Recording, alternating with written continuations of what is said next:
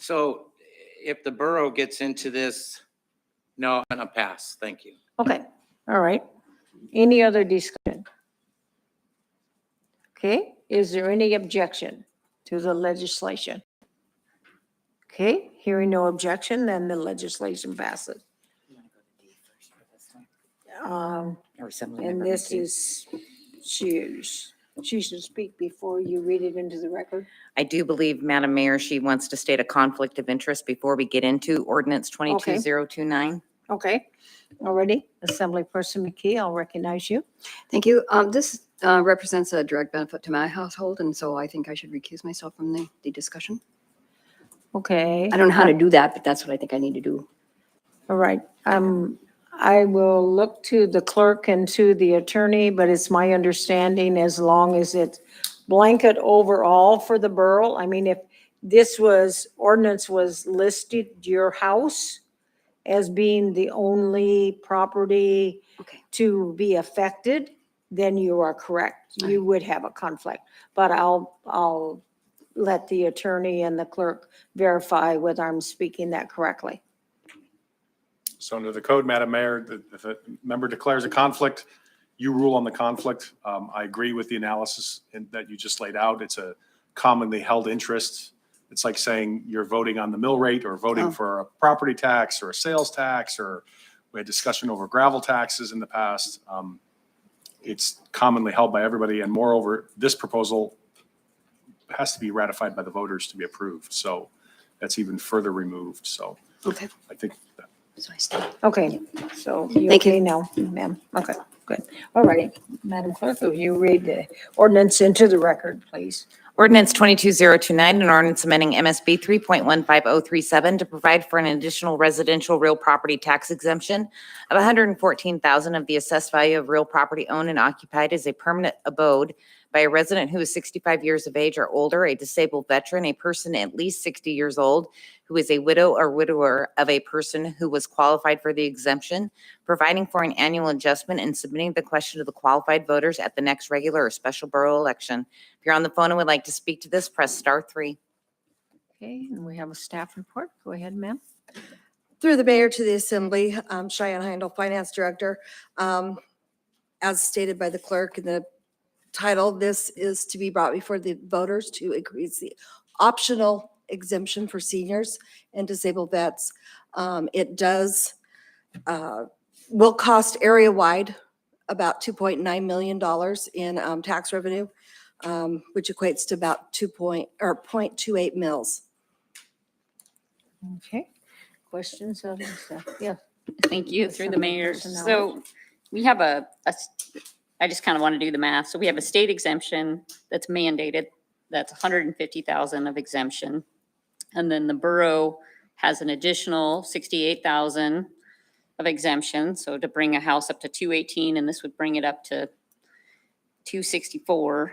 With the existing exemption, the state and borough, how much is that resulting in unbilled or uncollected tax revenue?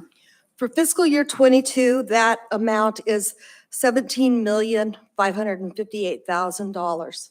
Okay, and then this would be approximately, if we did this and we can't predict what next year will bring, but if we looked back to the previous year, the cost would have been about an additional 2.9 million on top of that 17 point. Through the mayor to submit member hours, yes, it will be an additional $2.9 million for Okay. just area-wide. That doesn't include all of service areas. Okay, so those two together are about 20 million. And unless we're cutting the budget or raising taxes elsewhere, that has to be made up by all the rest of the way the borough collects money, which is primarily other taxpayers. Through the mayor to submit member hours, yes. Okay, so if it's 20 million in uncollected revenue, sorry, this will end up, if it's 20 million in uncollected tax revenue, that's about 2 mils. So other folks in the borough are paying an additional, on an average home of 300,000, about $600 or $700 extra a year to give this exemption to seniors. Through the mayor to submit member hours, I have not done that math, so I can't. Well, 2 mils on a Two bills. $300,000 $300, yes. home is about $600. So I say all that not to speak against this. I just say that that this is not a freebie. This isn't like something we can give and there's nobody else has to make up the difference. There either has to be a budget cut or it has to come from some other source. And in this case, what we're sitting at is about $600. And if we add this, it's additional 0.3 of a mil. So that's about $100 on an average home. Yes. Okay. Thank you. Deputy Mayor? Oh, I'm sorry. Okay, Assemblyperson Yon? Am I supposed to move this now? I'm a little confused. Okay, no, sorry. Further questions regarding to the staff? Yes. Assemblyperson McKee? I'm just wondering, what percentage of borough population does this particular population, the veterans and old folks and all that, represent for percentage? Through the mayor to Assemblymember McKee. Currently, we have 1,147 disabled veterans that are received the exemption, and we have another 3,137 seniors receiving the exemption. And so like, what's the percentage of? I would say about 10%. Our population is just over, no, that's not right. I don't do math well in my head. That's right, I On the gotta tell you.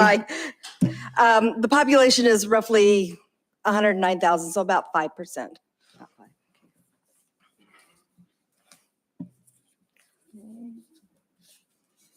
Okay, Maybe I Yeah. have one more. follow up, ma'am?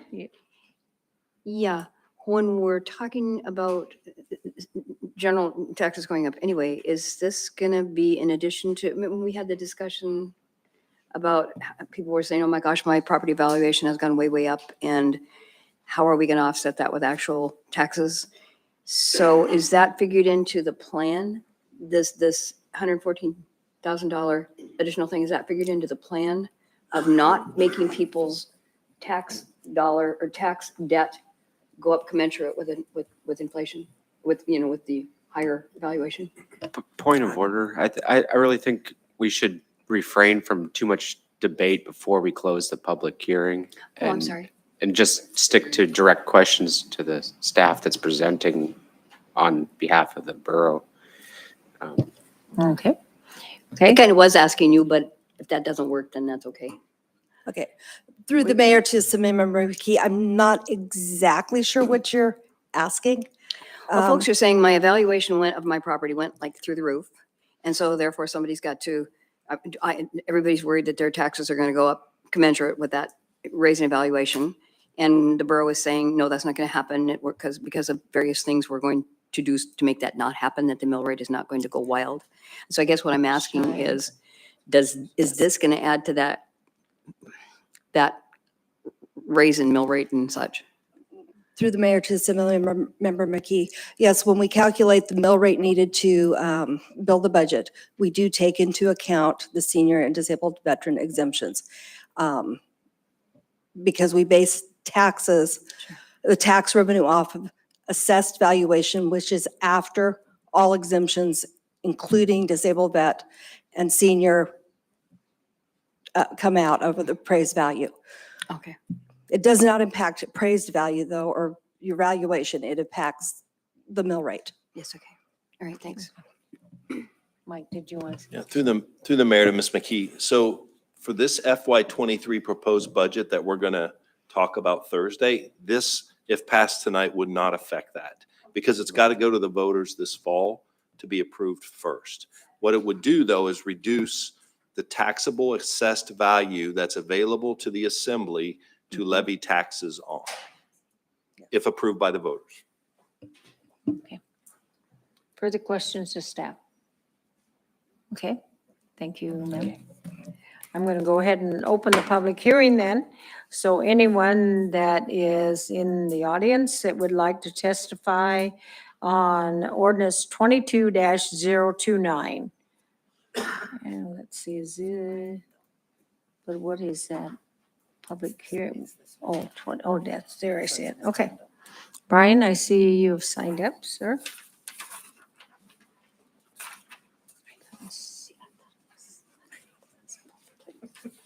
Thank you.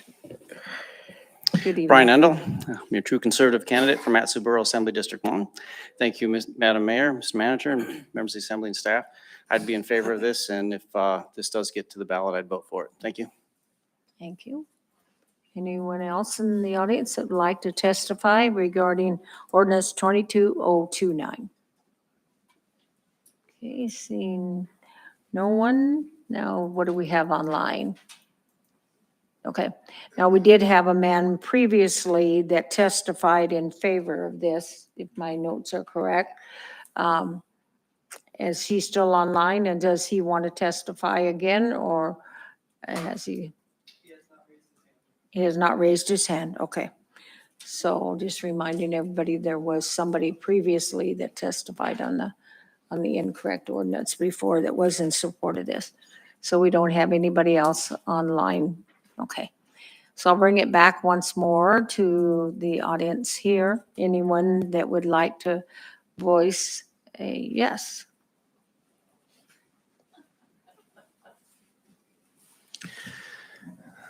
Good evening. Todd Smolden, Willow resident, constituent.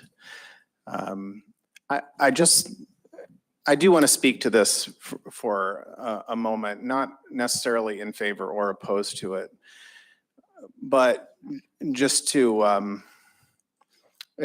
as a person who's formally trained in economics, I believe that there are both advantages and disadvantages to doing something like a property tax exemption. Property taxes, like other taxes that are what we would consider flat taxes, can be regressive when people are not earning income. So in the case of seniors who are on fixed incomes, property tax and a mill rate is kind of like a flat tax, can become a regressive tax, meaning that a larger percentage of a person's income is paid out in taxation. So there is some equity reasons why a person might consider this to be good legislation. But it also can make the burden, the tax burden, as Assemblymember Nowers mentioned, fall harder on other people. And in some cases, those people could be lower income earners than the seniors who you are actually trying to help. So for example, if a senior on a fixed income maybe has a pension of, let's say, $50,000 a year, and a young family has an income of $40,000 a year, you're actually placing a larger burden on that young growing family by pushing more of the property tax burden on that lower income earner who doesn't have an exemption. So I'm not speaking in favor or against this. As a more high income earner who looks to being a senior in about 10 years and maybe a little more and qualifying for this, maybe I'll appreciate it more in a few years. But I do think you should consider younger, lower income families when you are thinking about placing a burden, a higher tax burden on them by instituting a higher exemption for certain groups. Thank you. We have someone online now, okay. Go ahead, I'll take the person online. Hello, this is Jeremiah Hamrick again, Hamrick. Thank you. Can you hear me? Yes, we can. Go ahead. Okay. I'd like to retract my previous statement earlier. Sorry about that. And although I would agree with this ordinance for the seniors and such, I would preference that with the propose of cutting government so that it doesn't cost the taxpayer more money. So less government, in order to pay for this for the seniors. That's what I would agree with, or what I would propose. And I think that that would be a better way. That way people's, the mill rate doesn't go up. And if at all possible, whatever it costs, by cutting in other areas to support the seniors. That's what I have to say. Thank you. Thank you. Anyone else in the audience that would like to testify? Okay. See no one, I'm going to go ahead and close the public hearing. And Deputy Mayor? Or Assemblyperson Yount, this was your legislation. My apologies. That's okay. I move to adopt ordinance 22-029, and I'd like to speak to it. Okay. First, I'd like to, I really appreciate the comment of the last gentleman that spoke here, but I want to touch on something. So the manager and I were discussing this here this morning, I don't know, 4 or 5 hours ago or something, in a meeting, that not to knock other communities, but I want you guys to realize just how efficient our community is and how awesome our staff is. So when you talk about making cuts, consider that the community of Juneau has 18 residents for each government borough employee there. The city of Anchorage, somewhere around 100, Fairbanks and them maybe 150 or something. We're around 295 residents in the Matsu Borough per full-time resident, right? So our per full-time employee here at the borough. So I do want to say that if this passes and if the voters ratify it, yes, it will cost money, obviously, that people our age or my age will be helping cover.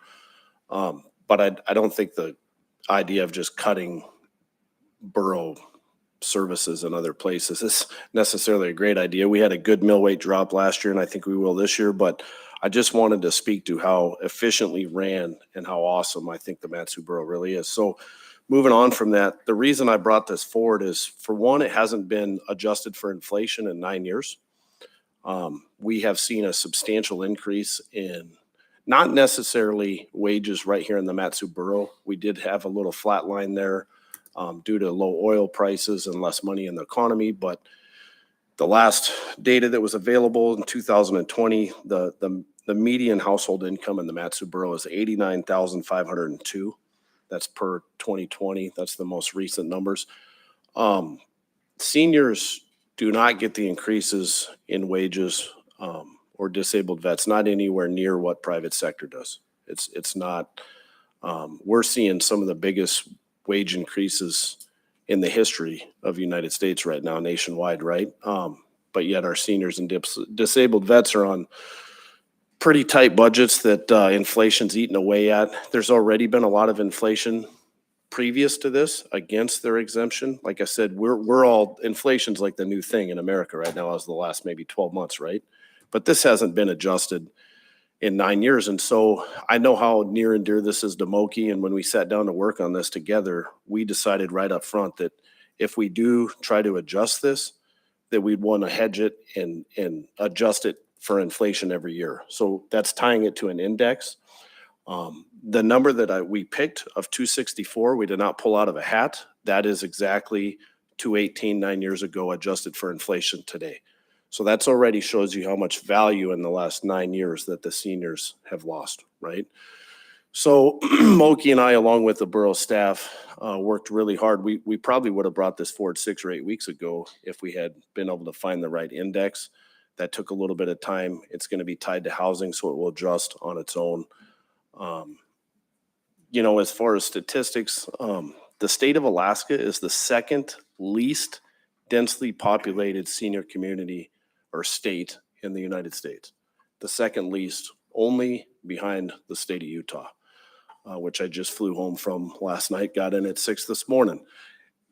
We have similar things in common with Utah, and they're not easy places for seniors to live. When you look past our statistics as a state and you look inside the Matsu Borough senior population is at or above national average. So when you take the state as a whole, you realize it's a tough place for seniors to live. Most of them wind up in Florida or Arizona or wherever it may be. But the ones that choose to stay, for whatever reason, are choosing to live here in the Matsu Borough. And I think that's awesome. And Moki and I think I'll let him speak to this in a minute, but we're trying to make sure we keep it that way. Our seniors are who's helping me and everyone else up here with our kids, and you know, it's who we lean on a lot of times when we need help or babysitters or whatever it may be, so we can go to work, our generation. And I don't, you know, this is a big number when you consider what the state constitution requires already of 150, and then there was previous money on there. This amount here, I think, equates to 1.69% of the budget, and we'll speak to that in a minute. But I guess fundamentally, I do firmly believe in this. I want to keep our seniors in the Matsu Borough. I want them to know they're welcome here, and I hope they choose to stay here forever. They're on a fixed income that is not increasing nearly what wages are increasing by or what inflation is increasing by. And so that's why Moki and I decided to bring this forward. That's all I got for now. Thanks. Okay, Assemblyperson Ham. Thank you, Madam Mayor. To answer the question, I think Assemblymember McKee was trying to get at is, yes, this will make it more difficult to cut taxes later on. However, I really, really like the idea of tying this to an index, and I really think that was an excellently done thing that you guys, that Assemblymember Tu and Yunt took care of there. So I am definitely going to support this. Okay, Deputy Mayor.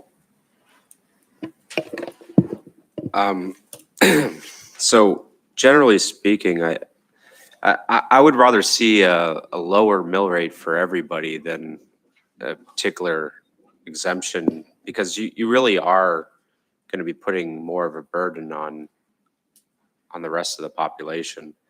I don't think I'll necessarily oppose this, but if we're going to inflation adjust it based upon the housing price index for Anchorage, then we should do that inflation adjustment less the amount of the Social Security increase per year. Otherwise, the benefit will grow while the Social Security benefit also grows. So it'll become an even greater deduction over time, while their actual income also increases. So I suppose I would propose an amendment right after the words Anchorage MSA in Part D, page 5, to add, or excuse me, right after Federal Housing Finance Agency, I would add less the amount of the adjustment of Social Security payments, or less the percentage of the adjustment of Social Security payments.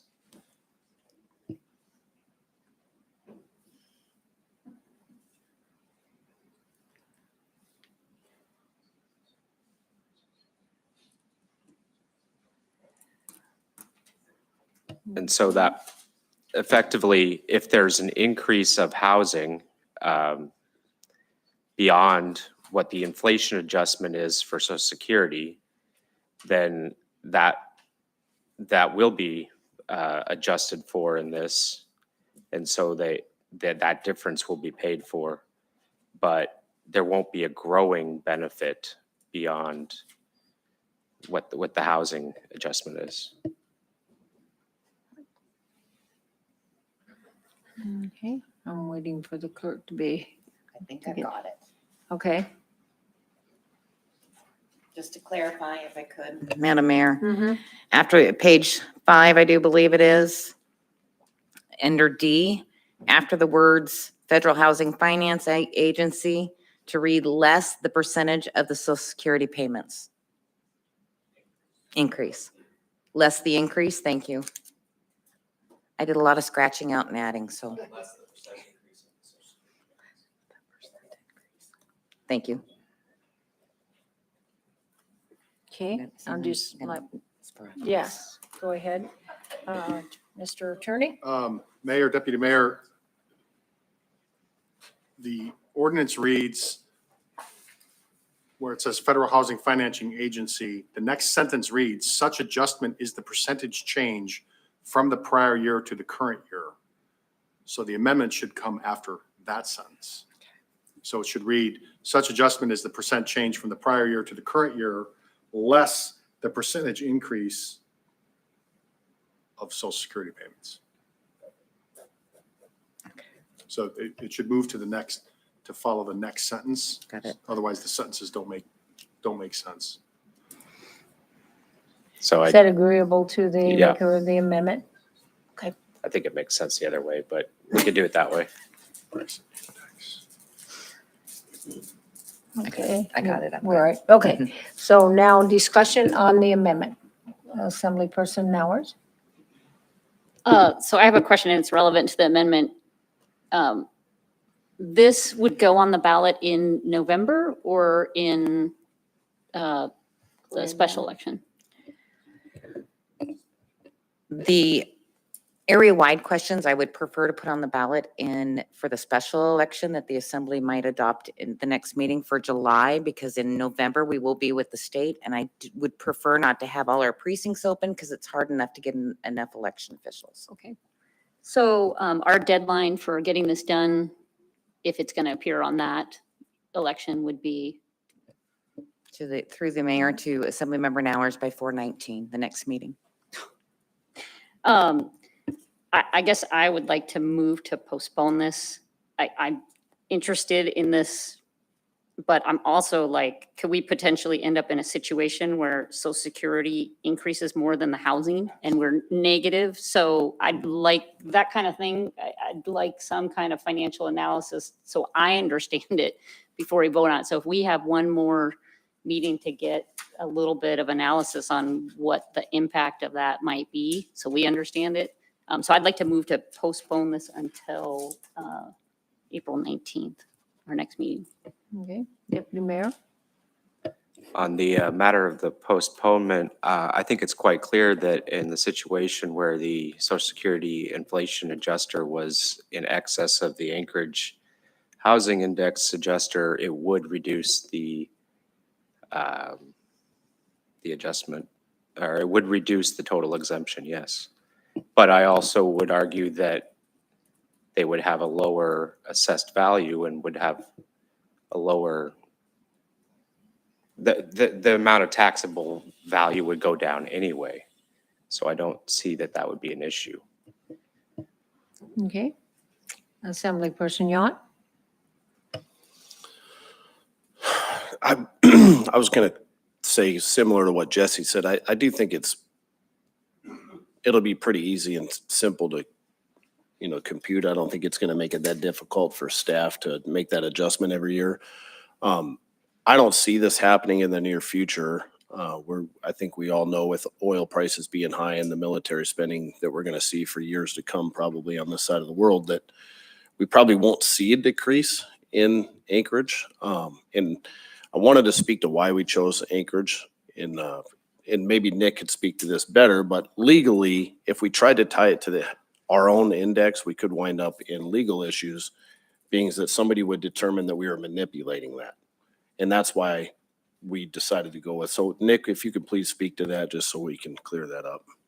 Mr. Attorney, go ahead.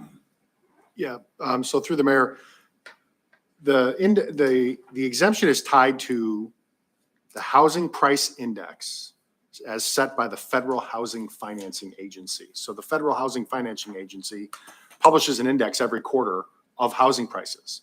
And they use the Anchorage Metropolitan Statistical Area, which is Anchorage and Mat-Su combined. So it's an index like we all use CPI. That is set by the federal government as well. And I don't know what the CPI boundaries encompass because I haven't looked at that in a while. But this particular index, when we were searching for an index and came up with this one, it specifically is Anchorage and Mat-Su only. And it is set by the federal government. So if somebody wants to go challenge the index through the federal government processes, they certainly can. But they don't get to come here and challenge the borough and say, wait, that index number is wrong, because we're relying on the federal government to produce it, much like we did the census with the redistricting and borough reapportionment, and like everybody does with the CPI. Madam Mayor, just point of order. we're on the motion to postpone, which is to say that we need some time to, not to discuss it now, all the ins and outs of this, but we need some time. So I just wonder if we should be discussing just speaking to the postponement. Okay, so the question before you is to postpone. Let's see, was your motion to postpone both the ordinance and the amendment, or just the amendment? The ordinance and the amendment until Okay. April 19th. Already? So we can't, no debate on that, Madam Clerk? Madam Mayor, you can debate the motion to postpone. You just got to Okay. stick to that, to whether you want to or not, and Okay. reasonings why. Okay, go ahead. On the Assembly motion to Person Ham. postpone, if we have until the 19th and the assembly member needs more time to think about it, I think it's appropriate that we postpone. Okay. Any further discussion on, yes, Assembly Person Yon? I would like not to postpone if we could try to work through some of these questions and maybe have Cheyenne come up and speak to them in regard to the finance side of it. And then if we can't get good clarification, then yes, I would support a postponement. Okay. So any objection, Deputy Mayor? I'd just point out on the motion to postpone, we have 11 introductions for the next meeting, and we have not a very full schedule for this meeting, so it might be more appropriate to just take the time now. So, Okay. Any further discussion on the motion to whether we should or shouldn't postpone? Stephanie? I would agree to that as well, Okay. Mayor. Thank you, do- sir. I do agree we have a lot on the agenda, but if you look at those public hearings, I don't think those are things that are going to pack the room. I'm not opposed to taking the time now, but like figuring out the impact of one index against another. If Ms. Heindale can pull that off, she's kind of a miracle worker, so I'm willing to give that a shot, but I think we might still end back where I would like some time to look at this before I vote on it. Should we take a break? You think? See her furiously type. we're on a motion to postpone right now. It's not time to have discussions on the indexes. We're just on the motion to postpone. Yeah, okay. Um, Assembly Person Yon? I'm sorry, I thought you were done, Madam. Just to clarify, I thought Cheyenne was going to come up, but to clarify, at this point, I would still like to postpone. Okay, all right, Assembly Person Yon. I call the question on postponement. Okay. Any objection to calling the question? Okay, I don't hear any, so Madam Clerk, you go ahead and, Yes, we did. If I can get the assembly members to go ahead and vote that's in the room.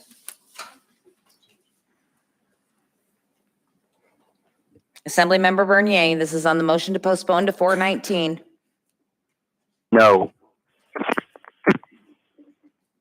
It has failed with Assemblymember Hale and Nowers in support. Now we are back to the primary amendment. all righty. Further discussion, Assembly Person Yon on the primary amendment. I was going to see if Ms. Heidel's ready to give us her amazing opinion on this. Through the mayor to the assembly, I'm fastly Googling the housing index and the increase in Social Security for the last several years. Since I haven't looked at this. And I'm just, bear with me for a second, because I did have some of the changes in Social Security. Social Security for this calendar year went up 5.9%, was a COLA. Prior to that, it averaged between 1% and 2%, the change in Social Security. Now, that being said, that doesn't always equate to additional money in a recipient's pocket, because they also adjust the things that come out of Social Security. The housing index, and as I've told you before, I am not good at math on the fly. I like to have my calculator with me. It's that security blanket. And it's much more difficult to do it on a cell phone than on a computer. Let's see. So the change from fourth quarter to, let me just do this.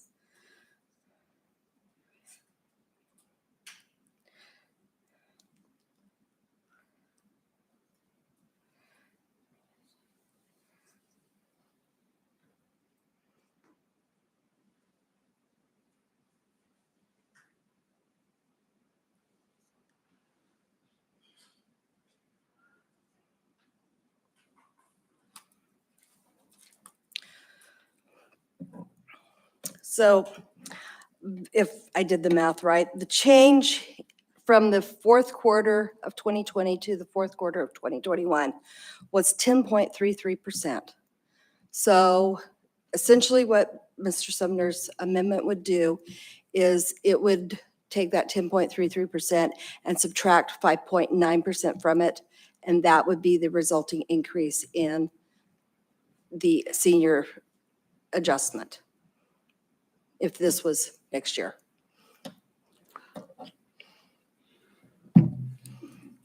Yeah, Assemblyperson Hours. Could you tell us what it would have done over the last 5 or 10 years and what the fees, when you're talking about the fees that come out? If you could give a little more clarity on that. Through the mayor to Assembly Member Hours, not in this method, no, I can't.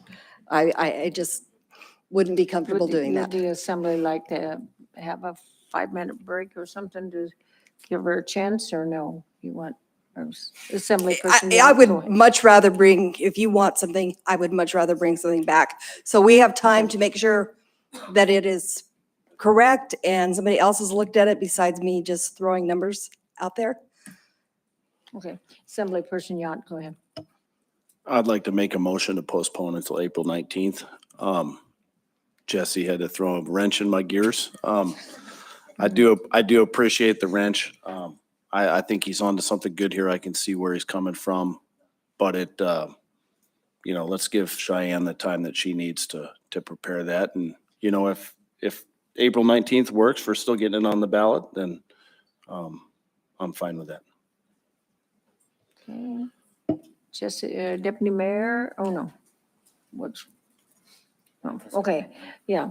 I'd like to call the question on the postponement. Okay, question's been called on the postponement. Any objection? Okay. Ready, Madam Clerk, you go ahead and, You could ask if there's any postponement for it to postpone. is there any objection to the postponement? Okay, if I can go ahead and get the members in the room to go ahead and vote. Assemblymember Bernier. Yes. It passed with Assemblymember Sumner opposed. Okay. So we're ready to move on now. Okay, the next item on our agenda then is audience participation. Anyone in the audience is welcome to come forth and address the assembly on any matter. Do you have some? Okay.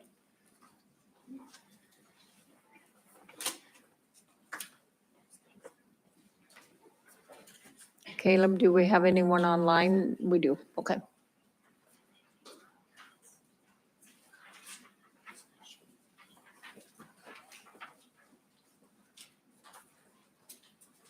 Okay, Jackie, we have you down for audience participation.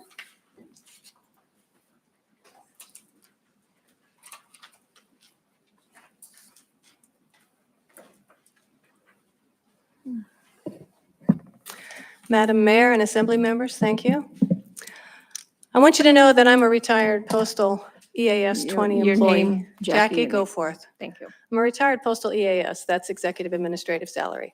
I've been the station manager of Fort Collins, Colorado. I've been the superintendent of postal operations in Casper, Wyoming. I've been the station manager of Lake Otis, Midtown, Spenard, and Eastchester, and I've been the manager of delivery and customer service programs for the entire Alaska district. And I want you to know that ethics and integrity matter. I have had to discipline people throughout my career. There are 4 things that need to be done in order to discipline. They are, is there a rule? Is it broken? Did they have knowledge of it? And is the penalty equally administered? Now, I was putting signs up for the recall that I'm doing on the DOT fences. Is that illegal? Is there a rule? Yes.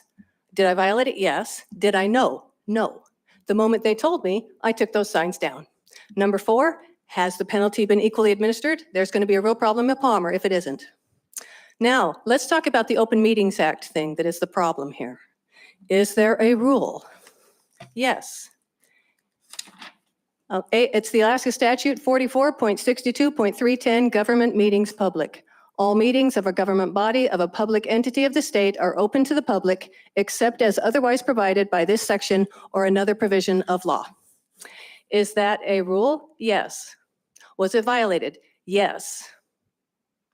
Did they have knowledge? This is a post.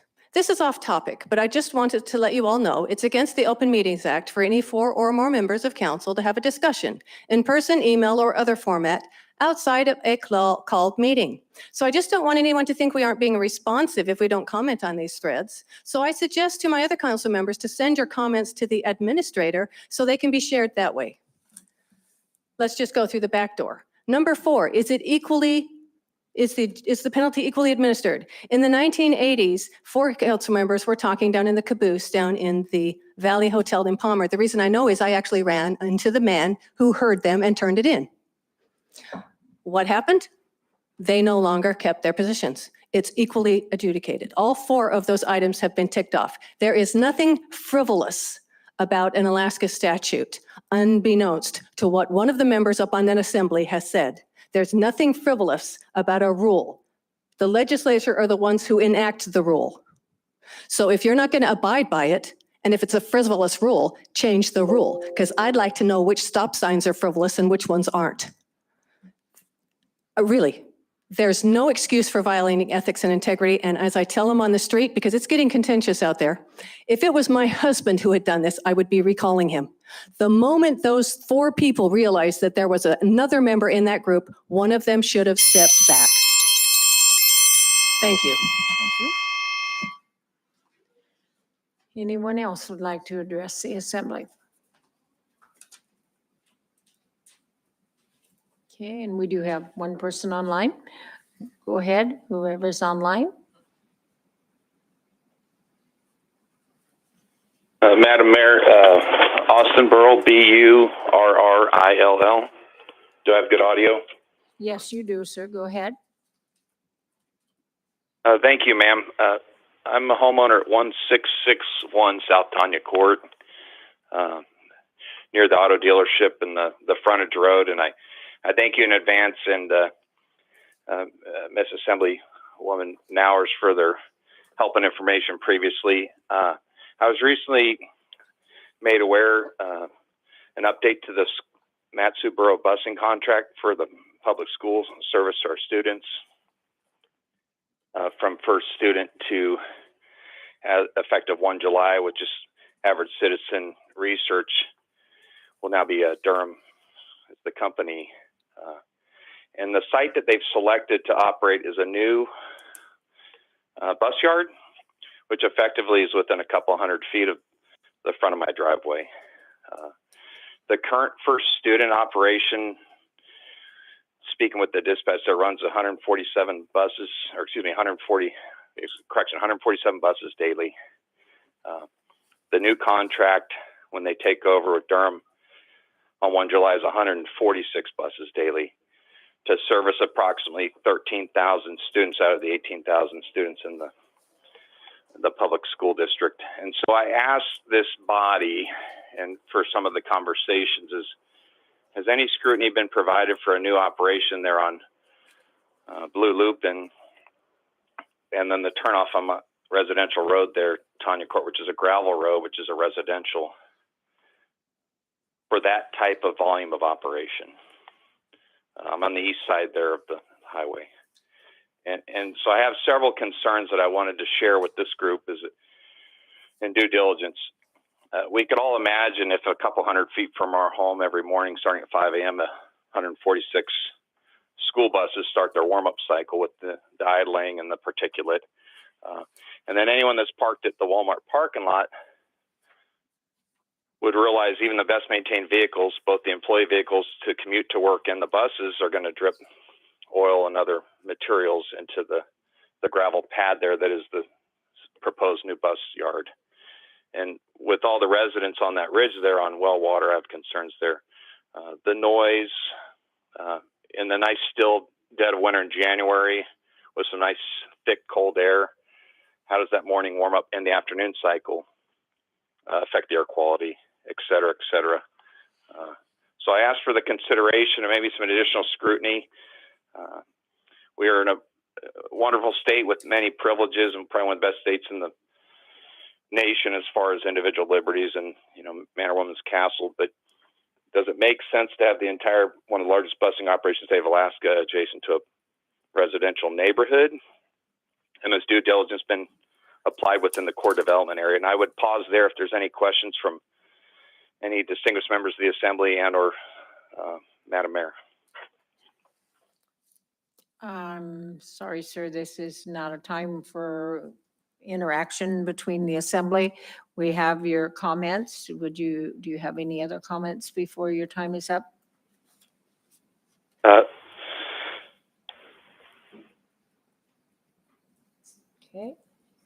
I appreciate the opportunity to interact with us by this time, and also as a 20-plus year Air Force veteran with 5 children. I really enjoyed observing the interactions of this meeting. Thank you for your time to the body. Thank you, sir, for your testimony. Do we have anybody else online? No. Okay. So I'll bring it back to the audience here. Anyone else would like to testify under audience participation? Okay, seeing no one, then I will close audience participation. And we are at the consent agenda. We have 2 items already pulled. 3, okay. 3 items already pulled. Now, do we take those first, or do we take, you read the other ones in and then we do that? Yep, Okay. and usually take the group that all goes together first, and then we take the other ones individually. Okay, go ahead, ma'am. Resolution 22033, a resolution amending the scope of work of the Point McKenzie Area Roads earthquake repairs. AM 22020, authorization of amendments number 14 to contract 18116P with Shannon and Wilson Incorporated to add $42,567 for Borough landfill water quality monitoring program management. AM 22021, acceptance of late filed retroactive senior citizen and disabled veteran exemption applications. AM 22022, awarded bid number 22096B to Drennan Construction and Consulting Incorporated in the contract amount of $377,754.75 to construct Hidden Hills Fish Passage. AM 22023, awarded bid number 22077B to Pinnacle Construction Incorporated in the contract amount of $482,890 to construct a water storage tank for Station 125. Okay. Deputy Mayor, would you move those? I move to approve the consent agenda as read into the record by the clerk. Is there any objection? Okay, seeing and hearing none, then those items have been approved. And now, Madam Clerk, what's the next one on our agenda? AM 22019, awarded bid number 22026B to Ficklin Construction LLC in the contract amount of $248,660 to improve the Russella Creek Headwaters Trail. It was pulled by Assemblymember McKee, who will need to move it first. Okay. So Assemblyperson McKee, will you move AM 22-019 and then you can speak to it? Okay, so I can speak to it now, or I move it? You need to move it. Okay, I'd like to move that, please. Okay, so she moves it. Now you may speak to it. And mine is really brief. It's to improve the Russella Creek Headwaters Trail. How long is the trail? How come it costs like $250,000 to improve a trail? I don't know anything about these kinds of things, but I'm curious. Okay. Terry Dolan, Director of Public Works. So this project was part of the 2016 rec bond that was approved by voters. About half of the cost of this project is coming from remaining bond funds, and the remainder is coming from a grant from the U.S. Fish and Wildlife Service with some match money in there from the borough. The project really is, most of the expenditure is to create a bypass across Russella Creek that keeps ATV traffic out of the wetlands. Right now, what's happening is there's a trail, a primary trail, but it becomes muddy and impassable even on an ATV throughout most of the summertime. And so what the ATVs do at those locations, like they do everywhere else in the borough where this happens, is they move further and further out to the side where there's new vegetation to drive on. And that ATV traffic destroys that vegetation and you get a wider and wider mud area. So that whole area, the vegetation all gets destroyed.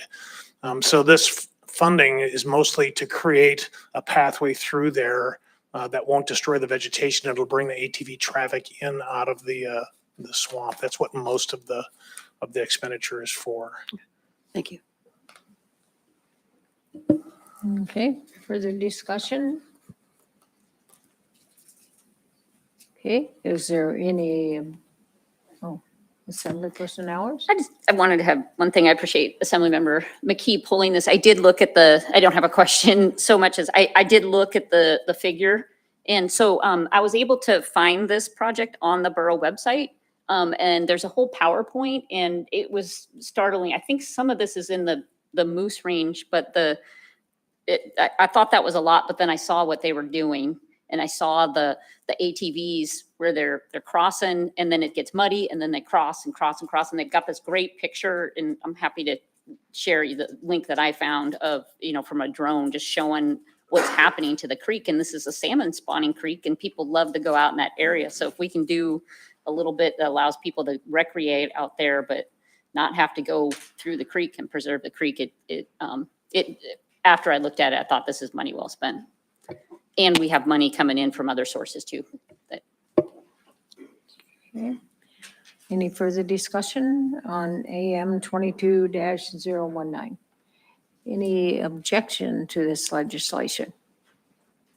Okay, so we'll move on to AM Next item. 22025, awarded bid number 22103B to Western Construction and Equipment in the contract amount of $228,520 for the right-of-way surveying and clearing services with a not-to-exceed total of $600,000 for the initial period of performance. And it was pulled by Assemblymember Yunt. Okay, I move to adopt AM 22-025, and I'd like to speak to why I pulled it. So go ahead, sir. thank you, Terry, for coming up front. So at first glance, being a contractor myself, when I seen a contract for just over $250,000, 228 or whatever, just under, I should say, and then it had the potential to go all the way up to 600,000, it really raised a red flag to me. I wanted to get it out on the public record just for other people that it might have raised a red flag for, but Terry was able to help me out with this. So the numbers that they used to come up to the 228 grand, what they're charging to survey by the hour, what they're charging to clear by the acre, possibly some other things that Terry could speak to, is the same rates that they'll use to get to the potential of 600,000. So the only way they could get to that is if the borough asks them to do more work. And so, like I said, at first glance, it was kind of shocking to me. After speaking to Mr. Dolan, I felt a lot more comfortable. So Terry, if you'd like to add anything, then go ahead. Thanks. Madam Mayor, Yes. it just occurred to me, I may have a conflict of interest here. One of the companies I work for may have bid on this project. Should I excuse myself? May have bid on the Yeah, one of the project, companies that I work for may have actually put a bid in on this. but they weren't awarded the bid, Correct. so I Okay. don't, if they were awarded the bid, I guess I could see the conflict. Maybe the attorney can help me or the clerk? The attorney? These are judgment calls on your behalf, Mrs. Mayor, and so. I'm it really fine. is your ruling. It's, like I said, if this was the company, then I would say yes. Okay, and thank you for bringing it to the, yeah. Thank you for being honest. Okay, go ahead, sir. Terry Dolan, Director of Public Works. So what this contract does is it combines surveying and clearing work that we do in approximately 20 road service area projects every summer. In in the past, the way we did this is we assigned that task to the construction firm that did this work. And so you potentially had this work being done under 20 separate contracts, which is really kind of an inefficient way to do this. This contract here combines all that work together, and it allows us to very rapidly, when a project is complete in terms of its design, and we have the utility work ready to go, it allows us to very quickly add it as a change order to this and go out and clear the land and survey the boundaries that we're going to clear to. So it'll accelerate our projects. I think it also provides us a service more economically than it would if we had it in 20 different contracts. So that's the purpose behind it. Assemblyman Yount got it exactly right.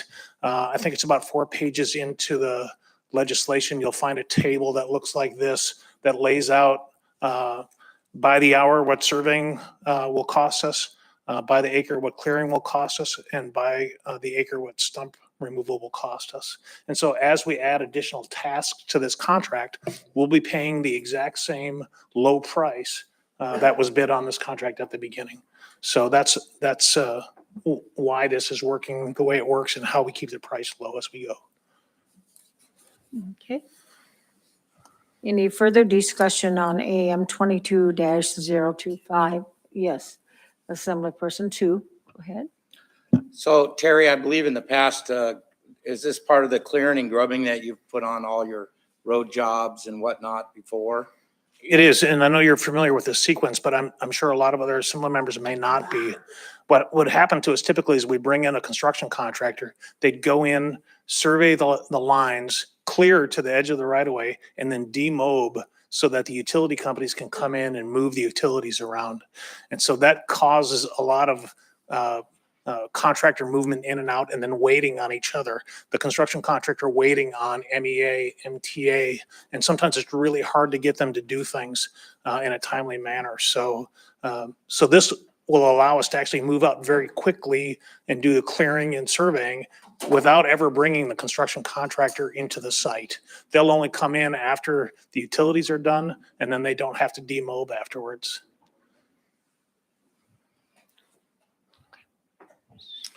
Follow up, sir? I think you get better value when you give this clearing to the contractor. I have worked personally with the utility workers. We go do another part of the job. We clear and grub that part, and then we go ahead and clear in wherever the utility guys. We work with the utility guys to make it happen, at least in the past when I've worked with the borough to do these things. I think when you put it out in a single contract to do that, it seems like you wouldn't be getting the value that you get when you give it to the contractor that mobs in there. I'd be concerned about that. And then another one I'd be concerned about is if I looked at this, I would love to have this contract because it starts out at 228. So that's low bid. And then I would just tell you how there's more stumps. Who's going to count the stumps? And who's going to measure the area that you're going to say, this how much more there is or how much less or whatever? Who controls all of that? So the contract doesn't require counting stumps. What it requires is measuring the area to have the stumps removed from. And so there's obviously surveying that's required. It's up to the borough to validate that the area that has to be cleared. That's contract oversight that we routinely do. So you're telling me that the borough is going to have somebody out there measuring and keeping track? Yeah, we will have to validate the acreage that's being cleared. Okay. Otherwise, we don't have, we're not validating the basis of pay, which is pretty routine on all of our contracts. Okay. I would say that I'm uncomfortable with this, but so I won't support it. Okay, Assemblyperson Hale, go ahead. Thanks. Just to the point that sometimes it's difficult to get the utility companies in there to do stuff. Last year on the Parks Highway job, they had MTA had a phone pedestal that was right where one of the lanes went on that 4-lane expansion. And that thing was there until the snow flew. And then all of a sudden they got it out of there, and it prevented the contractor there from having 2 full lanes in that area. They had to side shift the road and build a little extra asphalt for it, and that costs money. It's a very common problem that we have. You see it become even more pronounced when we have a transportation package like we have coming up. As soon as you have multi-million-dollar road projects, those things consume the capacity of our utility companies to move their utilities. So anything that we can do to make that more efficient is helpful. Okay. Further discussion? Oh, Assemblyperson McKee, go ahead.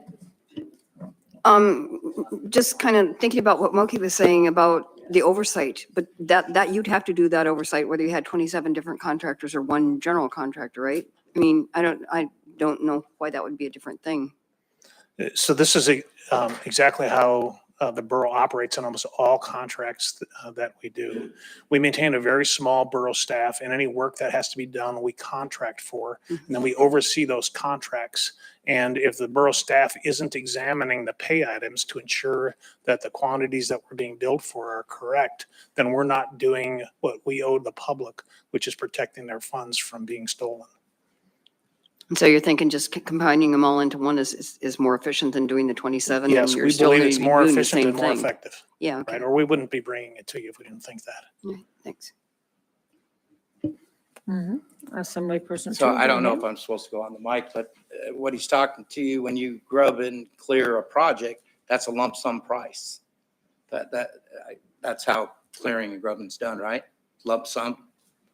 It would be a So on lump the sum that contract. we develop associated with each project based on the quantities that are necessary in this particular contract.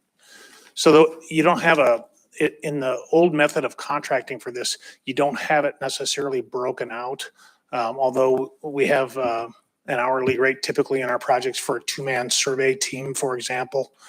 So we know exactly what those things should cost. And typically, when you've seen me come in here before with change orders or a report of a conclusion of a contract that deduct unexecuted survey time out of the payment that we provide a contractor. So we keep very close track of. Now, we obviously depend on the contractor to some degree to report to us their activities, but we also have, especially as the projects get bigger, we have construction management folks on site that are examining exactly what's happening. Anytime that we're paying for something by quantity, there is a method of measuring that quantity. If we're paying for it by hour, then there's somebody tracking how many hours are spent. Okay, further questions or comments? Yes, Deputy Mayor? So through the mayor, I would just like to make sure that this is going to save us money, right? Because are we allowed to do the surveying for MEA and NSTAR and whatnot? Because in my experience, MEA has always insisted on their own surveyors going out. So there's a couple of At least to verify. elements here. When we have a project designed, the design documents lay out exactly what quantity of clearing has to be done. So we know exactly how many acres of clearing we have to purchase. We know exactly how many acres of stump removal we're purchasing. That's all in our design documents that are done with surveying that the design firm does up front. But when we go into clear and grub, we have to flag the right of way so that we don't inadvertently clear and grub private property. And so that's the kind of surveying that's in this contract, is to keep our clearing and grubbing inside the right of way and not on our residents' land. Does that answer your question? Okay, further discussion? Okay, is there any objection to approving AM? Do we have objection? Okay, we're ready. Madam Clerk, then would you take the roll for the voting? I will, if I can get the members in the room to go ahead and vote. Assemblymember Bernier.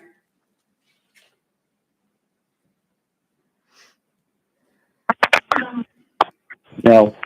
Did you say no? Just to clarify. No. Thank you. It passed with Assemblymember 2 and Assemblymember Bernier opposed. Okay.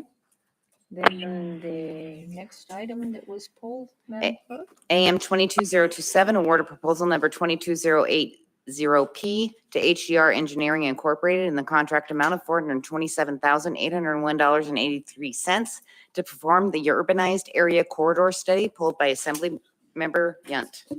Okay, sir. You want I to go move ahead to and move? adopt AM 22-027 and like to speak to why I pull it. So originally, at first glance, this seems to me like it's really simple. Same kind of thought how this fits in with the others, and I'm glad to hear that and see that it's federal funds, and that I think our planning department will take care to make this an additive study and not something that duplicates that. There's certainly a huge amount of need for trying to get ahead of some of our growth out here and avoid some of the problems we're trying to resolve. So I appreciate just having the discussion on this. Thank you. Further discussion on AM 22-027.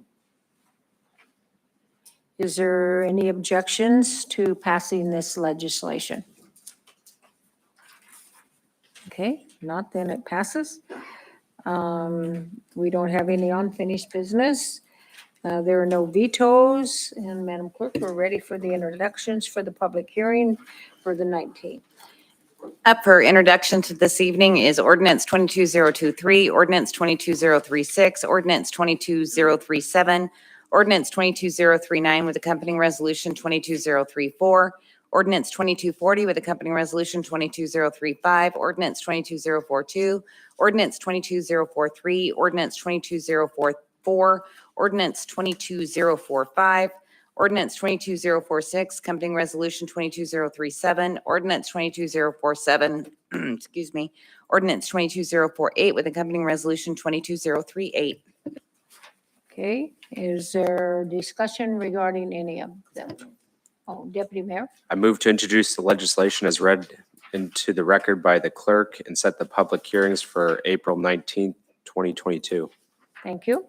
Discussion on any of these items? Is there any objections to introducing these items? Okay, hearing none, the legislation is introduced. Okay, the next item is a vacancy report. Deputy Mayor?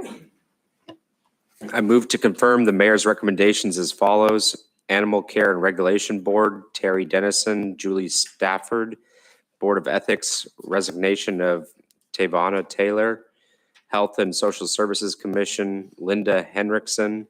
Historical Preservation Commission, Angela Wade. Local Emergency Planning Committee, Kevin Gunnup. Planning Commission, resignation of Chris Elder, Bill Kendig. Road Service Area Task Force 2022, Pat Daniels, Gary Foster, Joshua Latham, Ken Walsh, Darren Zimmer, Gerard Billinger, Mark Fish, Kinnick RSA number 17, Gary Cooper, Talkeetna Sewer and Water Service Area number 36, Jennifer Crosby. Is there discussion? Is there any objections to accepting the vacancy report?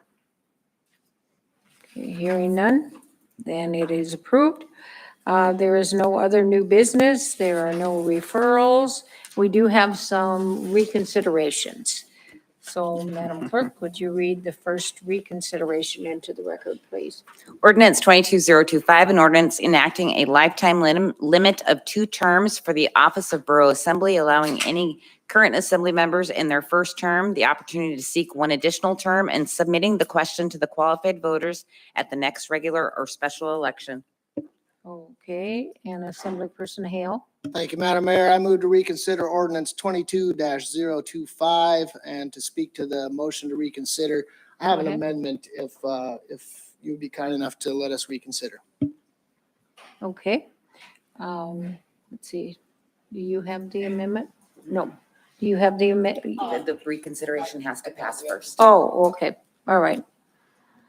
Is there, yes, Assemblyperson Howard? I would, we passed this at, I don't know, 11:50 PM, and there's, we did something that I didn't realize that we had done with the amendment that was made and approved at the last one. So I would support reconsideration for just having a more, a broader discussion about that. And that doesn't happen at 11:45 at night. Okay. Assemblyperson Yuan? I don't remember an amendment getting voted on at the last minute there. In regards to this specific legislation, there were in others, but we really had some in-depth dive into this, and I was really confused by the reconsideration, to be honest with you, so I'm not gonna support it. Okay. Any further, who? Oh. Okay. Deputy Mayor, you had comment? Oh, I just called a question, Madam Mayor. Okay. Any objections to the question being called? That would stop debate. I'm just not sure where we're going. I haven't had a lot of experience in this, so I don't know what I'm voting on if I vote or. Okay, the deputy mayor moved to call a question, which would stop the debate on this motion to reconsider this. So if you vote yes, what do you vote? If you vote yes, then you would stop debate and wouldn't be able to talk anymore about this reconsideration. And so it would leave the vote as before as it was? No. Oh dear. Can I jump in, Madam Sure. Mayor? Mhm. So the motion that's before the assembly right now is to stop debate on the motion to reconsider. What's before you is the motion to reconsider ordinance 22025 that you adopted at the last meeting. If you adopt the motion to reconsider, then that piece of legislation is in front of you again. Okay. But what's right before you right now is calling the question on the debate to the motion to reconsider. That's what's before you right now is calling the question on whether you're going to debate the motion to reconsider anymore. Does yes keep the debate going? Yes. No, I'm sorry. Oh dear. No. The calling the question stops debate. If you want to stop debate, you vote yes. If you want the debate to end, or continue, you vote no. So if you want to discuss it some more, then you're going to vote no on the calling of the question. Okay. All righty, go ahead and call. If I can get the members in the room to go ahead and vote on the motion to call the question. Assemblymember Bernier, Yes. Madam Mayor, it does. So we've got, Passes. Right. yes, it does Yeah, pass passed. with Assemblymember McKee and Nowers opposed. Thank you for walking me through that. You're right, there was 5. Well, you helped me more than I helped you, let me tell you, lady. Maybe in 6 months I'll be helping you more, but right now I wasn't sure. So right now, Madam Mayor, we are on the motion to reconsider, and we do need to vote on whether you're going to reconsider this legislation or not. We got to go directly to that vote. There's no more debate. Okay, so your next vote is going to be, do you want to reconsider ordinance 22-025, which would undo what you did at 11:50 on the 15th? Right? Bring it back in front of us. Yeah, Yes, bring it it can- back in front of us. Okay, So if I can get the members in the room to go ahead and vote on that. Assemblymember Bernier, No. it has failed with Assemblymember McKee, Hill, and Nowers in support. okay, so we have 4 no's, so that is not going to be brought before us. And Assemblyperson Hale, you did have another reconsideration. Thank you. I actually had 2 other reconsiderations that I am not going to offer. I have had my questions about these 2 answered since that time. So Okay. I won't be offering those. Okay, so we will just then move past that, right? Okay, I would like to move for reconsideration on the lifetime limit of 2 terms for the borough mayor, for the same reason as the other, but that to add some language to clarify for voters when they're voting on this.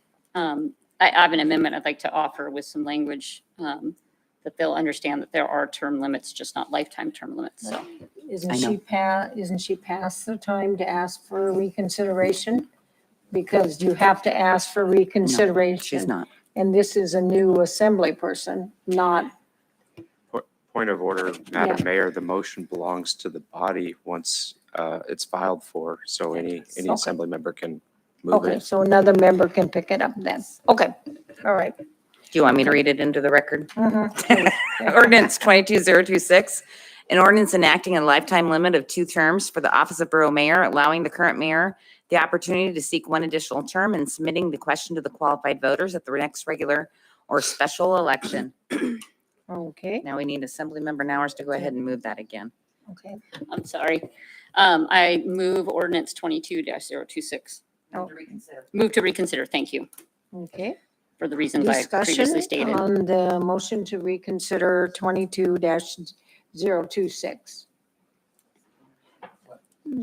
Oh, let me just see, her light is on. I'm not sure if that, okay. Yes, Assembly Person Hale. I just want to say I will almost always support a move to reconsider. Okay. For the, yes, Assembly Person Nowers.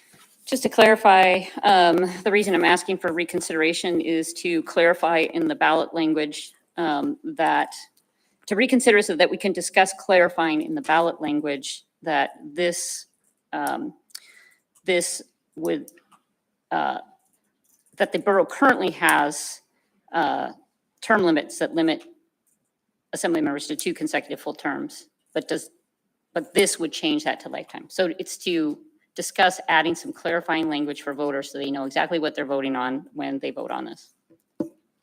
Okay, Deputy Mayor?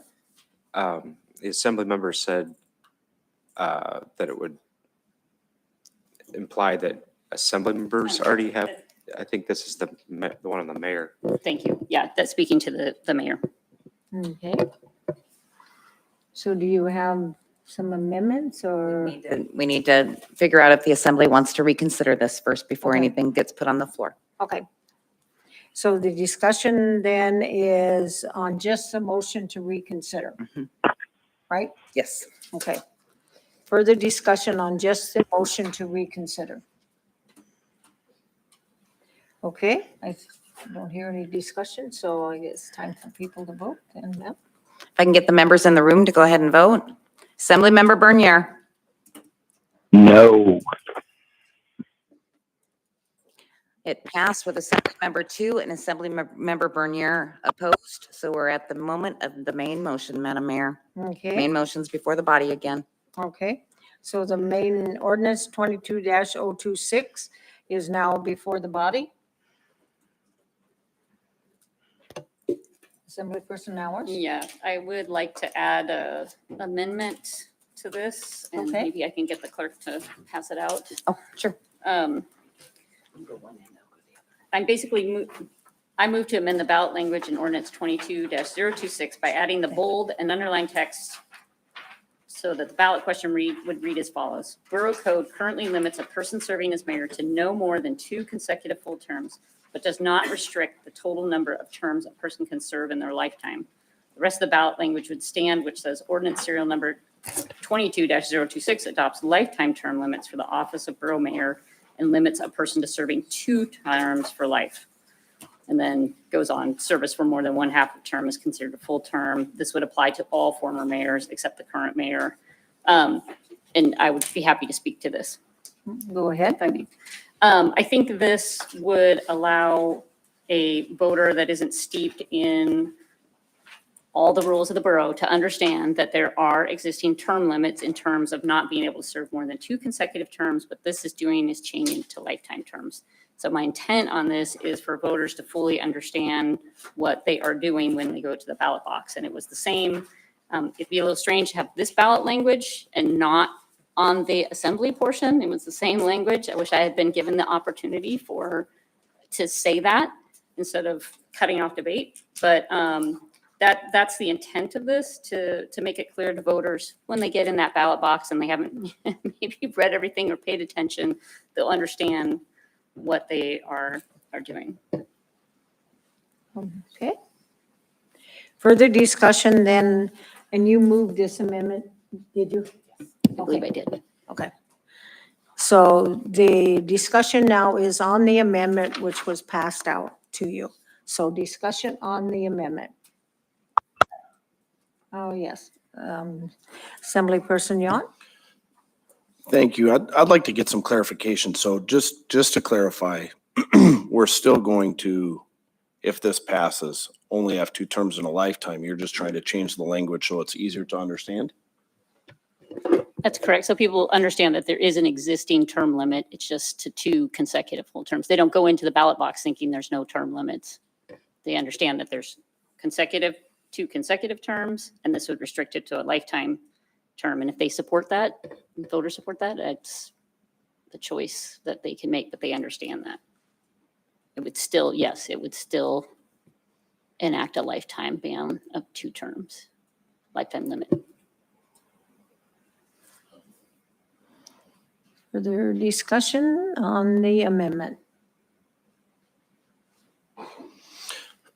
Yes, sir, go ahead. Assemblyperson Yacht? Yeah, it doesn't change the foundation to what I brought forth. It doesn't, so how it was written before, I sought the advice and help of our legal team and our clerk. So as long as they're comfortable with this, then I'm comfortable with it. I'm huge on transparency, and I think what Stephanie's trying to do is make this really easy for people to understand. I just want to make sure that the clerk and the attorney are comfortable with it, since they're the ones that helped me with the original form. So are you asking for the 2 of their opinions?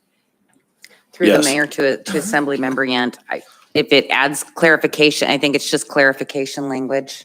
So ultimately, I think it's fine, but ultimately it's up to the assembly.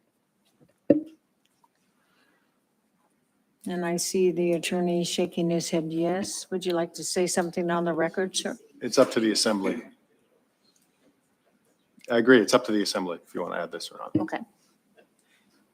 Okay.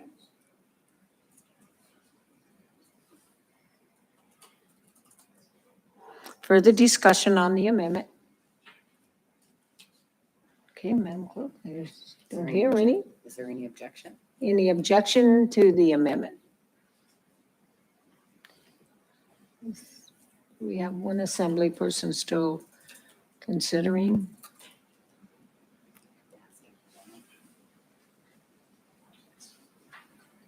No, okay. All righty, so the amendment has passed. Now, what you have before you is ordinance 22-026 as amended. Discussion then on the main motion. Any objection? Okay, so then the legislation passes. And the next reconsideration was pulled, correct?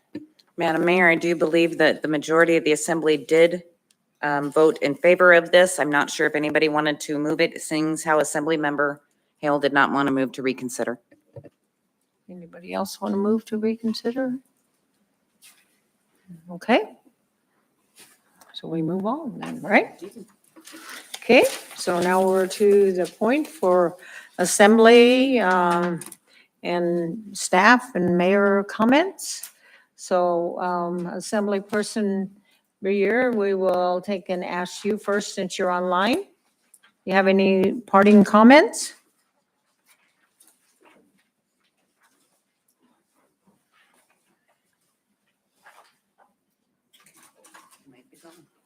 Okay. Is he still online, Caleb? He is? Okay. Well, we'll circle back to him then. So, Assemblyperson McKee, do you have some parting comments? Nope, thanks. Okay.